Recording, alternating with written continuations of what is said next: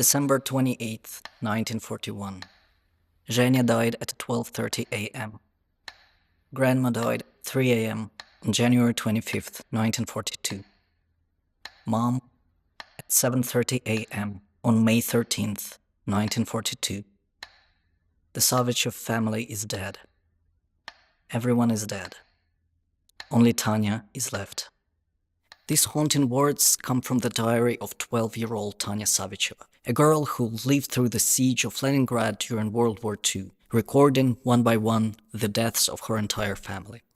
The siege was a military blockade that completely cut the city off, leaving its 3 million residents to slowly and painfully die from hunger, disease, and cold over the course of 2.5 years. Over 1 million civilians perished, making it one of the deadliest sieges in human history. Tanya's diary was later presented at the Nuremberg trials, a haunting testament to the horrors of World War II. Indeed, World War II was the deadliest conflict in human history. Modern research suggests up to 100 million people may have died when we include all the forgotten victims. And around 30 to 40% of those victims fell on the territory of the Soviet Union. Some modern historians estimate up to 50 million lives were lost there, directly or indirectly. Just like Tanya, over 1 million civilians starved to death in Leningrad, hundreds of thousands burnt alive or executed in villages like Khatyn in Belarus or Babi Yar in Ukraine, millions more enslaved or sent to concentration camps. But it's not just the staggering numbers that make World War II so terrifying. It's the ideology behind it. An ideology so inhumane, it's hard to believe it was real. An ideology that viewed people of my heritage, Belarusians, Ukrainians, Russians, Poles, as subhuman. Like Jews and Roma, Slavic people were seen as unworthy of self-determination, of culture, of even existence. By the time World War II began, the Soviet people had already endured immense suffering. 2 bloody revolutions, a brutal civil war, famine, and the political repressions of the Stalinist regime. The war was yet another blow in a long line of dehumanizing tragedies, and it left a deep scar in our identity, a trauma that still echoes, not just in memory, but in every family tree broken by war. This is why, for people with Slavic roots especially, Victory Day is not a political statement or a militaristic triumph of the past. It marks the day a nightmare ended, even if the pain of it never did. Today I want to share 5 powerful Soviet films that carry that weight. Films that don't glorify war, but bear witness to its pain. I want to start with a film that's lesser known abroad, but considered the cornerstone of World War II cinema in the post-Soviet space. Fate of a Man. It was directed by one of the most renowned Soviet filmmakers, Sergei Bondarchuk, who is internationally recognized for his monumental adaptation of Tolstoy's War and Peace, which won both a Golden Globe and an Academy Award. Fate of a Man is based on a short story of the same name, written by a Nobel Prize-winning author, Mikhail Sholokhov. The film tells the story of Anatoly, a man who, like many of his generation, has already endured more than one lifetime's worth of suffering. The revolution, the civil war, famine, and the loss of his parents. Just as his life begins to improve, he marries a woman orphaned by a civil war herself, starts a family, and builds a home. World War II arrives, and everything is shattered again. Иной раз не спишь ночью. Глядишь в темноту пустыми глазами и думаешь, за что же ты жизнь меня так покалечила? За что так исказнила? The film is framed as a monologue. Anatoly recounting his life story to a companion he's just met. It's a tricky narrative device because we already know he survives, and yet we watch nevertheless, not for the ending, but for the experience. Anatoly is drafted and almost immediately taken prisoner. He and the others are held in a ruined church. Among them, a Christian, a Jewish doctor, a communist, and a non-party man. All so different and yet all reduced to the same suffering. The image of the destroyed church was particularly striking for me. It is as if this sacred space that might offer hope is also in ruins. When the prisoners arrive in Germany, they're greeted by parade music and an orchestra, a grotesque spectacle that heightens the dehumanization threaded throughout the film. Куда меня только не гоняли за 2 года плена. И в Саксонии был, на силикатном заводе работал. И в Рурской области на шахте уголек откатывал. И в Баварии на земляных работах горб наживал. И в Тюрингии побыл. И черти где только не пришлось по немецкой земле походить. Природа везде там, браток, разная. Но стреляли и били нашего брата везде одинаково. Били за то, что ты русский. За то, что на белый свет еще смотришь. За то, что на них, сволочей, работаешь. Били запросто.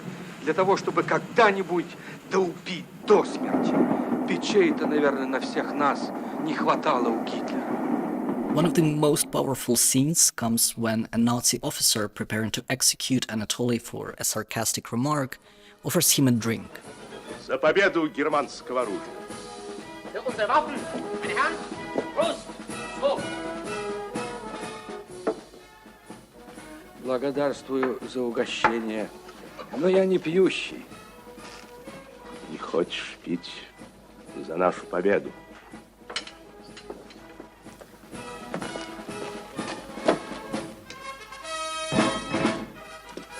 В таком случае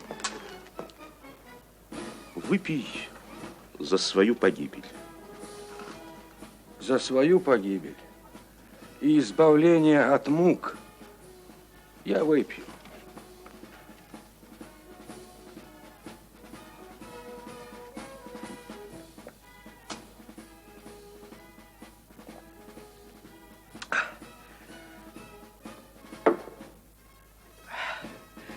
Я готов, герр комендант. Пойдемте, распишите меня. Да ты хоть закуси перед смертью. Я после первого стакана не закусываю. It's a quiet act of dignity from a man who has lost all control over his life, but chooses to preserve a single moment of autonomy. Anatoly attempts to escape multiple times, driven by the desperate hope of seeing his family again, but each time is caught, narrowly avoiding death. When he finally does escape and returns home, he finds a bomb crater where his house once stood. His life immediately loses all meaning.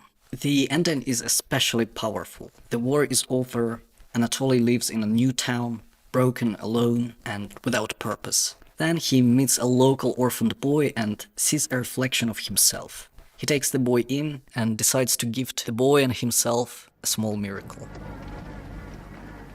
Ванюшка, а ты знаешь, кто я такой? Да. Я твой отец. Папка! Родненький! Я знал, что ты меня найдешь! Все равно найдешь! Я так долго ждал, когда ты меня найдешь! It's a deeply personal story about grief, dignity, and the slow, painful process of reclaiming meaning after unimaginable loss. Every frame is visually breathtaking, filled with symbolism and emotion. The next film, unlike the first one, tells us up front the main character is not going to survive the war. He will die on the battlefield among many others. But we won't see that. What we will see is a small yet eventful fragment of his short young life. Ballad of a Soldier is a 1959 film directed by Soviet filmmaker of Ukrainian origin Grigory Chukhrai. While deeply beloved by audiences in the post-Soviet countries, it also resonated with viewers around the world, winning a BAFTA award, a prize at the Cannes Film Festival, and earning a nomination for an Academy Award. Its protagonist, Alyosha, is a 19-year-old soldier, pure-hearted, sincere, and full of youthful optimism and earnestness. Я тоже, генерал, честно скажу, струсил. Уж очень они близко подошли, но и испугался. Так это ты с испугу 2 танка подбил. As a reward for his bravery, Alyosha persuades his commander to give him a few days of leave to return to his village and help his mother fix the roof. What unfolds is essentially a wartime road movie, a journey during which Alyosha meets strangers, briefly steps into their lives, and tries to help however he can. There are no battle scenes in this film, no frontline combat. Instead, we witness the war through a kaleidoscope of moments, glimpses into disrupted lives of people of different ages, backgrounds, and walks of life. Through Alyosha's sincerity and youthful perspective, the film quietly explores various forms of love. Romantic love between two young people, the tested love of a married couple, and above all, a mother's love for her child. Sometimes the characters he meets say only a few words, and yet those words carry such emotional weight. Alyosha is delayed along the way, and by the time he reaches his home, he has only minutes to see his mother. No time to fix the roof, no time to help around the house, barely enough time to say hello and then immediately goodbye, before they never see each other again.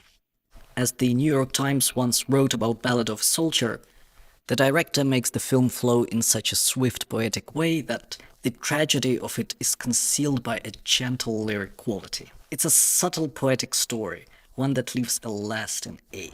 The next film also steps away from the front lines, showing the life of civilians devastated by the ever-present shadow of war, and focusing on the struggles of a woman living through it. The Cranes Are Flying, directed by Soviet filmmaker of Georgian origin Mikhail Kalatozov, is a universally acclaimed masterpiece, and the only Soviet film to ever win the Palme d'Or at Cannes. It follows Boris and Veronica, a young couple in love, full of dreams and plans for the future. But everything changes when war reaches their city in 1941. Boris is drafted to the front and Veronica is left behind. During an air raid, her home is destroyed and her family is killed. Now orphaned, she moves in with Boris's family. But even there, she's not safe. Amid the chaos and trauma, Boris's cousin takes advantage of her vulnerable state during another bombing raid, later coercing her into marriage to protect her dignity. I won't spoil what happens to Boris and Veronica because I truly want you to experience this film for yourself. The Cranes Are Flying is not just a story, it's a painting in motion. And while there are almost no scenes of battle, it is absolutely a war film. It shows how war ruptures lives far beyond the trenches, how some people will exploit that pain, while others offer compassion and the possibility of redemption. It proves that the deepest wounds of war don't always come from bullets. The next film gives full attention to the fate of women during the war. The Dawns Here Are Quiet is a 1972 film directed by Stanislav Rostotsky, a filmmaker of Russian-Polish origin. Despite being nominated for an Academy Award, it's not widely known abroad. Yet in the post-Soviet space, it remains one of the most important World War II films ever made. It tells the story of an all-female anti-aircraft unit stationed far from the front lines. The sergeant assigned to lead them is a veteran soldier who has never commanded women in combat, so he doesn't quite know how to treat them.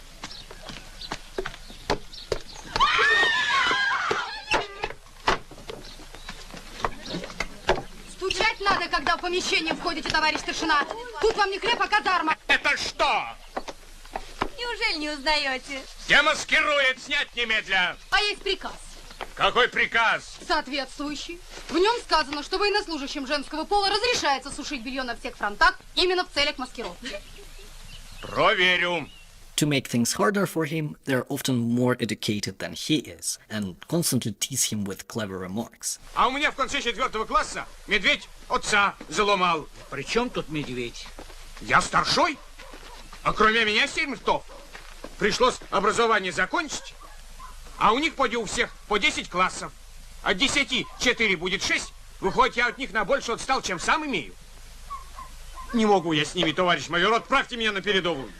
This is an incredibly feminist and progressive film for its time. We see the sergeant gradually evolve in his thinking, learning to respect these women not despite their femininity, but alongside it. In turn, they draw out something softer and more human in him. This film is structured in 2 parts. The first focuses on the women's backstories, griefs, and their motivations for enlisting. The film is shot mostly in black and white, but these personal flashbacks appear in vivid color, filmed in studio setting. The contrast underscores how everyday life has become distant, almost surreal in the shadow of war. The second half takes a more action-driven turn. The sergeant and 5 of the women set out to intercept what they believe are 2 Nazi soldiers sneaking through the woods. What makes the dawns here are quite so powerful is its emotional honesty. This film doesn't show that war is unnatural to women.